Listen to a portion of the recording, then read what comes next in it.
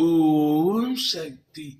என் அன்பு தங்கமே, நீ எந்த உறவை அதிகமாக நேசித்தாயோ, அவருடன் பேச வேண்டும் என்று ஏங்கினாயோ, உன்னை எந்த உறவு அவமானப்படுத்தியதோ அதே உறவை உன்னை தேடி நான் வர செய்ய போகின்றேன். இது மதுரை மீனாட்சி அம்மனின் சத்திய வாக்கு. வாழ்க்கையில் இன்பமும் துன்பமும் இரு சாயல்கள் உள்ளது. இன்பத்தில் சிரிப்பும் துன்பத்தில் கஷ்டமும் தெரிகின்றது. இரண்டையும் சமமாக எடுத்துக்கொள்ளும் பக்குவம் உன்னிடம் வந்தால்தான் வாழ்க்கையில் மனம் தளராது பயணிக்க முடியும்.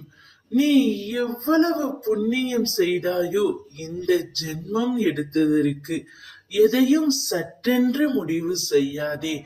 நிதானமாக யோசித்து செயல்படு. பிறகு எந்த ஒரு முடிவையும் எடு.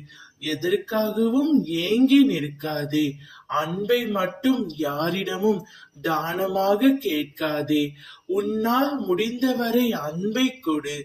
அந்த அன்பை அவரும் கொடுக்க வேண்டும் என்று நினைக்காதே. உனக்கான நல்லது மட்டுமே உன் அம்மா நான் செய்வேன்.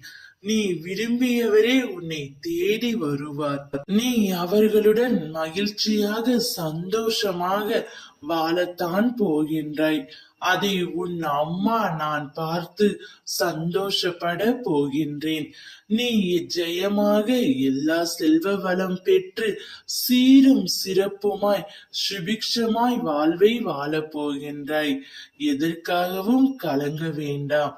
உன்னை ஒரு நாளும் நான் கைவிட மாட்டேன். நல்லதே நினை, நல்லதே நடக்கும். ஓம் சக்தி.